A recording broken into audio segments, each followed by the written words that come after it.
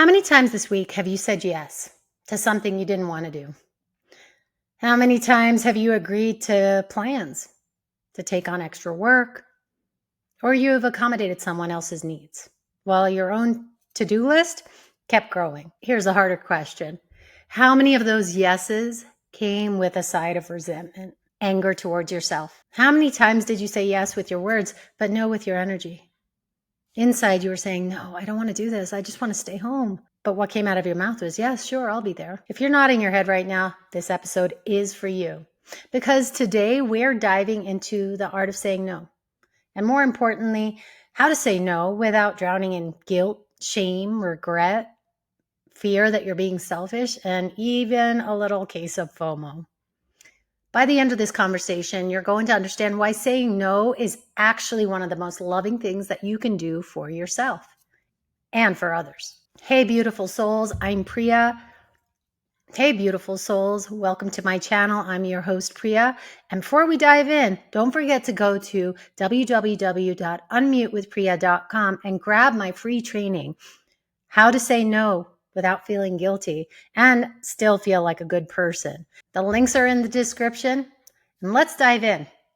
In this episode, we're going to explore why saying no feels so hard, where the guilt comes from, and how to start shifting your relationship with the word no so it becomes an act of self-love rather than an act of selfishness. Think about the word no.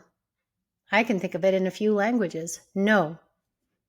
Nej. Ille. Dame. Niet. Nein. We have it in so many different languages, yet it's one of the most underused words because we're so concerned about preserving someone else rather than preserving ourselves. We'll talk about cultural conditioning that taught you your value depends on your availability, the difference between healthy guilt and toxic guilt, because there is a difference, and the practical steps to start saying no without the emotional aftermath that usually follows. So if you've ever felt like you're living everyone else's life while your own gets put on hold, stay with me. First thing I want to dive into is, why does saying no feel so impossible? Guess what? The programming starts really early. To understand why saying no feels so difficult, we need to go back to the beginning. Most of us were taught at childhood, and from early childhood, that no is a bad word, at least when we're the ones saying it. The irony in this is it's one of the first words that we learn as children. And we're so excited when a child first says no. And then as we get older, we get in trouble for saying no. Don't say no to me. I can't believe he said no. I can't believe she said no. We get in trouble for saying no. We get grounded for saying no. And then think about how children are socialized, especially girls.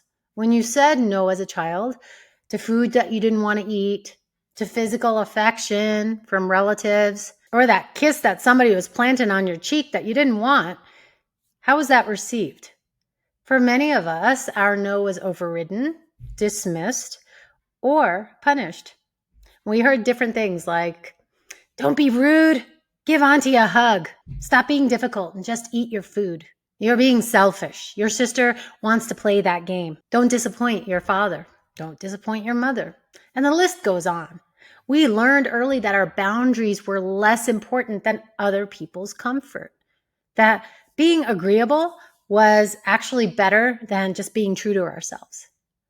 And let's talk about the messages we internalized from this process. By the time we reached adulthood, many of us, including myself, had absorbed some powerful and damaging beliefs about saying no. No makes you selfish. We learned that putting our needs over others' requests is wrong.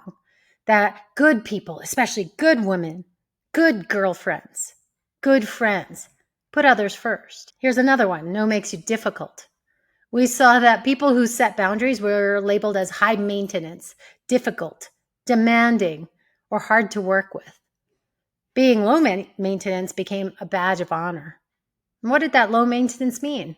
Essentially that we were allowing ourselves to being walked all over. They were misinterpreting kindness for being a pushover. No makes you unlovable.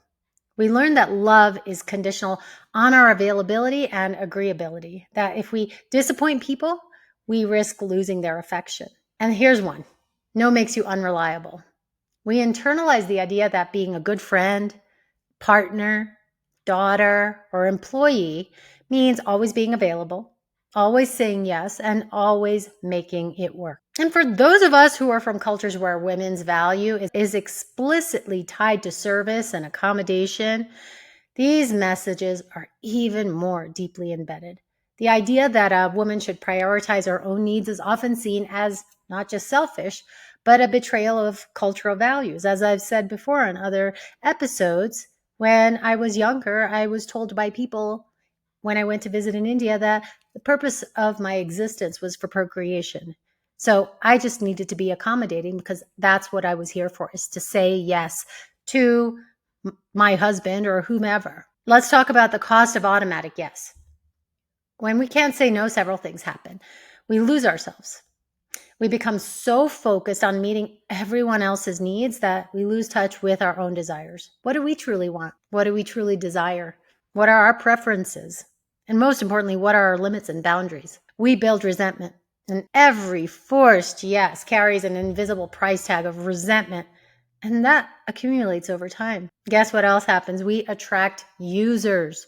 People who respect boundaries are attracted to people with boundaries. People who use others are attracted to people without them. Does that resonate with you? We model the wrong thing. So if you have children or younger people in your life, you're teaching them that their needs don't matter as much as others' demands. And this is the most important thing. We deplete ourselves. Our life force slowly starts to leave our body when we are so accommodating, saying yes all the time.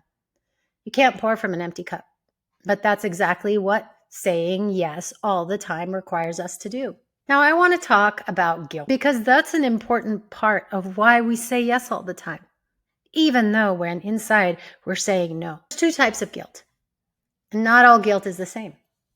Understanding the difference between healthy guilt and toxic guilt is essential to learning how to say no without being so paralyzed with guilty feelings. I remember when I used to say no and feel that no with conviction, yet then the guilt started to set in. I would get paralyzed. I couldn't move for the entire weekend. I was in front of the TV with a pit in my stomach around that guilt that I had said no, that I had stood up for myself. Healthy guilt shows up when you've actually violated your own values or hurt someone unnecessarily. So we all have a value system. And when we violate that, yeah, that's healthy guilt. It's our conscience telling us that we need to make amends or adjust our behavior or even apologize. And this guilt serves a purpose. It keeps us aligned with our integrity, with our core values. Let's give some examples here. You committed to helping a friend move and you forgot and you didn't show up.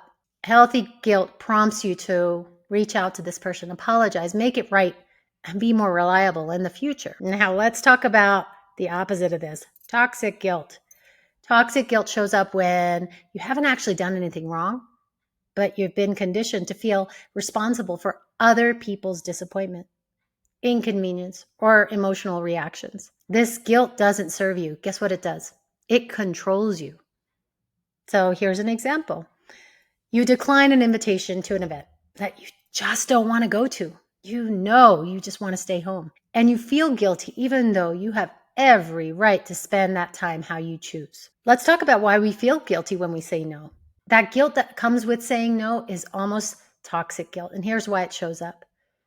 You've been trained to manage other people's emotions. You've learned early on that your job is to keep the peace, keep everyone comfortable, happy, and satisfied. When someone is disappointed by your no, you feel like you've failed at your assigned role. You've confused boundaries with cruelty.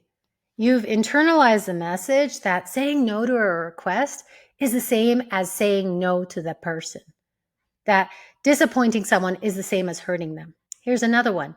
You've made other people's needs more important than your own. You've been taught that self-sacrifice is virtuous and self-care is selfish. So when you prioritize yourself, it feels morally wrong. And here's the last one. You fear the consequences. On some level, you worry that if you say no, you'll lose the relationship, the opportunity, the person's good opinion of you.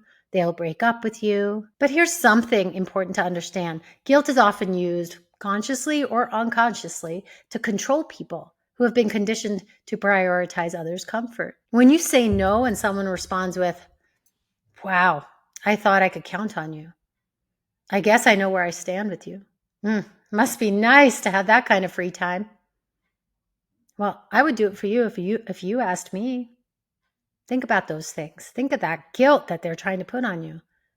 I know there's a couple of people in my life that when I set boundaries and said no, I would get, wow, just that passive aggressive, wow. And then walking away from me was enough to instill so much guilt in me. Or even, must be nice to stay home. Guess what's happening in these dynamics? They're activating your guilt to manipulate you into changing your no to a yes. And if you've been trained to avoid disappointing people at all costs, this tactic works. Believe me, I fell for it so many different times. Here's how the guilt trap works. You say no to a request. You immediately feel guilty. The guilt feels unbearable. So what do? You change your no to a yes to relieve the guilt. And then you feel resentful, but at least you don't feel guilty. And then you're in this loop, and the pattern reinforces itself over and over and over again. And you find yourself doing the same thing in the next conversation. The problem is that every time you change a no to a yes to avoid guilt, you teach yourself that your boundaries aren't real. Other people's comfort matters more than yours. You can't trust your own judgment. And it's okay to abandon yourself. Now, learning to tolerate guilt is essential to reclaiming your voice, to reclaiming your no. Now, this doesn't mean becoming callous or uncaring. It means developing the ability to distinguish between healthy guilt that requires action and toxic guilt that requires you to walk away from. When guilt shows up after you say no, ask yourself, have I done something wrong? Or am I just disappointing someone? Is this person's request more important than your needs right now? Is it more important for you to be home and just watch Netflix so that you can just have some downtime than being out with this person at a social event? Would I expect someone else to say yes if they were in my position? And here's what. Am I responsible for managing this person's emotional reaction to my boundary? Most of the time, when you ask yourself these questions, the answer will reveal that your guilt is toxic. It's a conditioned response, not an accurate moral compass. So here's the paradigm shift that I want to offer you. Saying no is not the opposite of love. Often it's an expression of love for yourself, for the relationship, and even for the person that you're saying no to. When you say yes to everything, your yes loses meaning. Other people learn you don't have boundaries. People will even say, oh, call that person. She always says yes. That's what they used to say about me. Call Priya. She'll do it. When you say yes, people know you mean it. Your yes becomes automatic, expected, and often laced with resentment than genuine care. But when you're able to say no to things that aren't in your highest, that don't serve you, your yes becomes so powerful. When you say yes, people know that you mean it. They know it's coming from a genuine desire to give, not obligation. They can feel it. They can sense it in your energy. Your yes has integrity when it's backed by your ability to say no. Guess what else no does? No creates authentic relationships. Relationships built on your inability to say no aren't real relationships. I hate to say that. They're performances. The other person doesn't know the real you. They know the version of you that's always saying yes, always accommodating, always available, always putting them first. When you start saying no, you're creating space for authentic connection, authentic relationships. You show people who you really are. Someone with needs, limits, preferences, and boundaries. So every time that you say yes when you mean no, guess what you're doing? You're training people that your boundaries are negotiable, or in some cases that you don't even have boundaries, that your needs are less important than theirs, and they don't need to consider you when making requests. But when you say no clearly and kindly, guess what you do? You teach people that you have limits, boundaries, and they need to be respected, or you're walking away. Your time and energy, guess what? It's valuable. and they need to consider whether their request is reasonable before making it. This isn't being difficult. It's being honest, and it actually makes your relationships healthier. And the ones that can't handle this kind of honesty and integrity, they're going to dissolve from your life, essentially. You can't pour from an empty cup. You can't show up fully for the people and commitments that matter the most if you're depleted from saying yes to everything else. And guess what? Then we do miss out. We miss out on the opportunities that we wanted to say yes to, but we didn't have the energy to because we've been giving it away to everyone else. Saying no to some things is what makes it possible to say yes. Now, if you have children, younger siblings, employees, or anyone who looks to you as an example, your inability to say no teaches them that their boundaries don't matter either. But when you say no with confidence and without excessive guilt, you show them it's okay to have limits. It's okay to have boundaries. That self-care isn't selfish. Other people's disappointment, it's not catastrophic. And you can be kind and firm at the same time. When you say yes to something that you don't want to do, you're showing up half-heartedly, resentful, or with divided attention. And you're not giving that person or activity your best. Saying no honestly allows that person to find someone who can show up fully and just enthusiastically. Guess what? Your honest no is more respectful than a resentful yes. So before you can start saying no effectively, you need to know what you're saying yes to. What actually matters to you? What are your non-negotiables? What do you want your life to look like? So here's some work for you. Grab a notebook, and I want you to take some time to write down your top 3 to 5 priorities right now. Work, family, health, creative projects. Maybe it's writing that song. Maybe it's that art project, going on that hike. Write them down. Now I want you to think about your energy levels and limits. How much socializing do you need versus what drains you? Think about what you do on a weekly basis or even a daily basis. What lights you up and what drains you? And most importantly, what are your values? What do you want your life to reflect? Think about your values. When you think about the word integrity, if that comes to mind, what does integrity mean for you? Honesty, love. These are just few examples of what your values can be. But most of us, we go through life without even setting our values. And it's only until we get into these situations where our boundaries are crossed, where we're left feeling depleted and essentially feeling like we don't have a soul anymore, that we start to think, what are our values? When I reflect on some of the relationships that I've had, past tense, had in my life, our value systems were completely different. Now, that's not saying that one is better than the other, not trying to make a hierarchy here that I'm better than the other person. But it was the difference between honesty and dishonesty. Honesty was very important for me as a value.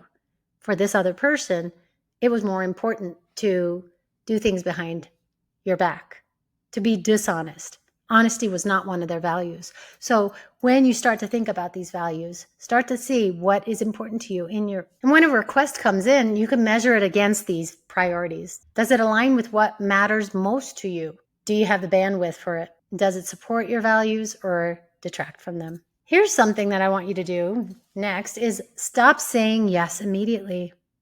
When someone asks you for something, practice saying, let me check and I'll get back to you. I need to think about that before committing. Or can I let you know tomorrow?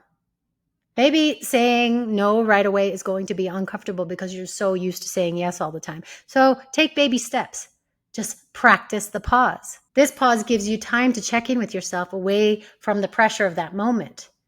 It lets you feel into whether it's an authentic yes or an automatic people-pleasing yes. And the third step I'd like you to take is don't start by saying no to your boss's urgent request where there's a deadline within 2 days or another big ask. Build your no muscle with smaller, lower stake situations. Now, what do I mean by lower stake? Maybe declining optional social events, saying no to extra responsibilities that you don't have to take. Maybe you're going to the gym and you're paying a membership at the gym because you just want to go there and work out. But all of a sudden you find yourself helping to clean the mirrors. You don't have to do that. So think about where the extra responsibilities that you're getting yourselves into and that you don't have to do. Opt out of group texts or email threads that drain you. Opting out is such a great thing. And choosing not to engage with content or conversations that don't serve you. Those are just baby steps that you can take.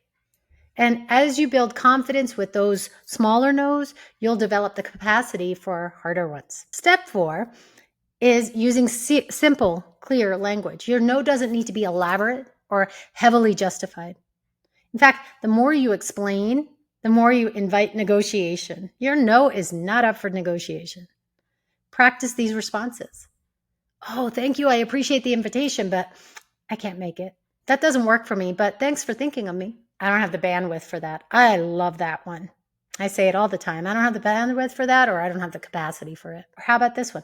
I'm going to pass on this. Notice, I'm not giving any elaborate excuses. I'm not over apologizing. I'm not leaving room for them to problem solve your no away and then guilt you into saying yes. The last step is tolerating the discomfort. Now, when you start to make these micro shifts, it's uncomfortable. And that's a reason why a lot of us revert back to the old ways. Or, okay, I'm just going to say yes all the time. Because doing something that is so different from what we've always done is so uncomfortable. And because we can't handle the discomfort, we often revert to the old ways. It's the hardest part. So after you say no, you'll likely feel uncomfortable. You might feel guilty. You might feel anxious or worried about the other person's reaction. It's normal. It's your body, it's your system, it's your nervous system adjusting to a new pattern. And that discomfort, guess what? It doesn't mean that you did something wrong. It just means that you did something different. Practice sitting with the discomfort instead of immediately trying to fix it or changing your no to a yes. Remind yourself, this feeling is temporary. I can tolerate this. My boundaries matter. It doesn't take that long. If you can sit with that discomfort a couple of times, all of a sudden you have created a new pattern within yourself that you're going to notice that you're saying no confidently, that there's no discomfort anymore. And then it's going to shift into different scenarios and situations where you're being tested on your no. Sit with the discomfort. So here's what I want you to walk away with understanding from this episode. Saying no is not selfish. It's not mean. It's not a character flaw that needs to be fixed. It's an act of self-respect. And it's how you honor your own needs, your own boundaries, protect your energy, and create space for what matters most in our life. Life is short. In any given moment, it can end. And when you're giving away your yeses to things that don't really matter to you, that's your time. The guilt that you feel when you say no, that's not your intuition telling you that you're wrong. It's your conditioning. Your yes matters because your no exists. Without the ability to say no, guess what? Your yes is meaningless. You're just being compliant. Here's your practice for this week. Start noticing how many times you automatically say yes when you want to say no. Just notice. You don't have to change anything yet. Just being aware is half the battle. Here's another thing I would love for you to do. Pick one low-stakes situation this week where you can practice saying no. Just one. See how it feels. Maybe it's an invitation to coffee. Notice the guilt that comes up and try practicing sitting with it instead of immediately trying to fix it. So before we go, I'd love to hear from you. What's the hardest thing about saying no for you? Is it the guilt, the fear of disappointing people, or something else? Drop it in the comments.